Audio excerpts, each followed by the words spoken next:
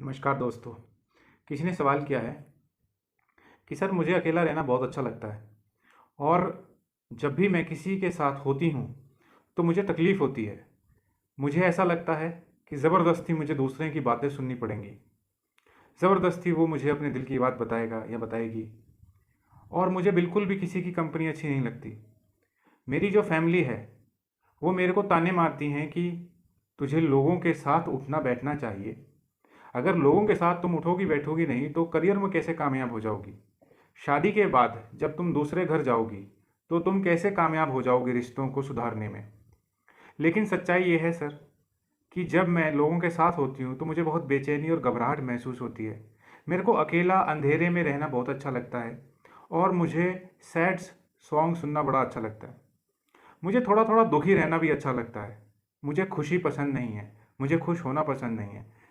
जब मैं किसी को खुश होते देखती हूँ तो मुझे ऐसा लगता है क्या ये लोग पागल हैं, इसमें ऐसा क्या खुश होने वाली बात है।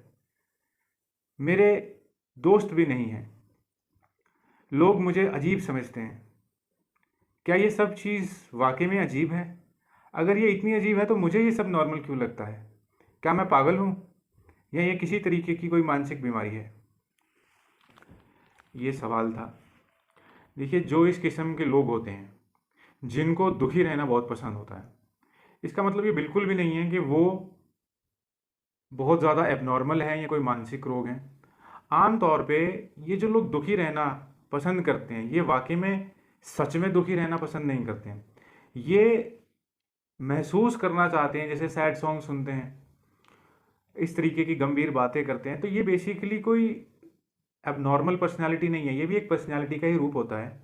इस किस्म के लोग आम तौर पर बहुत इमोशनल होते हैं, ओवर सेंसिटिव होते हैं और सेंसिटिव होने की वजह से ये लोगों से अपने दिल की बातें करते हैं, क्योंकि दिल के भी बहुत साफ होते हैं, बहुत शुद्ध इनका दिल होता है। इनोसेंट इमोशंस होते हैं इनके और बहुत मासूमियत के साथ ये लोगों के साथ दोस्ती करते हैं। लेकिन सामने से वैसा रिस्पॉन्स इनको नहीं मिलता है, जिसकी वजह से ये बहुत जल्दी आहत हो जाते हैं, इनको बहुत तकलीफ होने लग जाती है। तो धीरे धीरे ये सीखते हैं अपने ज़िंदगी में कि लोगों के साथ रहना मतलब दुखी होना। ये सब कुछ सबकॉन्शियसली सोचते हैं, ये कुछ भी चीज़ कॉन्शियस नहीं होती है। तो धीरे धीरे उस किस्म की इनकी सोच बनती चली जाती है और फिर ये सैड सॉन्ग सुनने लग जाते हैं। सैड सॉन्ग्स में बेसिकली क्या होता है? सैड सॉन्ग्स में बताया जाता है कि कैसे दो लोग मिले, कैसे अलग हो गए, ज़िंदगी कितनी कठिन है। तो इनकी जो सोच होती है वो भी थोड़ी सी फिलोसफिकल सोच होती है।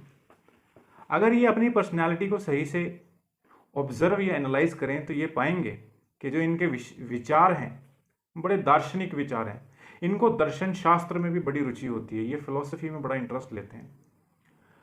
तो ये बिल्कुल भी बुरी चीज़ नहीं समझता मैं, लेकिन मैं इतना ज़रूर कहूँगा कि कम से कम आपको ये आदत बनानी पड़ेगी कि लोगों के साथ थोड़ा बहुत उठना बैठना बातचीत करना, ये थोड़ा सा आपको अपनी ज़िंदगी में दिनचर्या में शामिल करना पड़ेगा। क्योंकि अगर आप ये सब चीज़ें अपनी ज़िंदगी में शामिल नहीं करोगे तो फिर आपका जो माइंड है वो इस तरीके से उसकी प्रोग्रामिंग हो जाएगी सबकॉन्शियस माइंड की कि आप किसी के साथ भी चाहकर भी नहीं उठ बैठ पाओगे।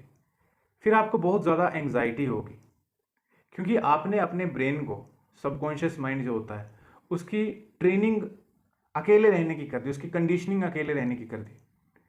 तो अकेले रहना कुछ गलत नहीं है, अच्छी बात है, लेकिन इस बात को समझना बहुत ज़रूरी है कि हमें लोगों के साथ भी बातचीत करना आना चाहिए। खास तौर पे जो लोग अकेले रहते हैं वो इंट्रोवर्ट उनको कहा जा सकता है। वो इंट्रोस्पेक्शन में बिलीव करते हैं, वो लोगों में बहुत कम उलझते हैं, वो अपने आप को सुलझाने में ज़्यादा वक्त व्यतीत करते हैं और ये लोग अपने आप से ज़्यादा कनेक्टेड भी होते हैं। और ऐसे ही लोग विचारक बनते हैं, आगे चल के बहुत अच्छे लेखक बन सकते हैं, क्योंकि ये लोग सोच विचार बहुत करते हैं। तो कुल मिला के कहने का मतलब यही है कि ये पर्सनैलिटी बिल्कुल नॉर्मल है। थोड़ी सी आप अपनी आदत सुधारें और लोगों के साथ बातचीत करना शुरू करें, ताकि आप उनके साथ ज़रूरत पड़ने पर उनके साथ भी सहजता के साथ बातचीत करने में सफल रहें, कोई दिक्कत ना आए।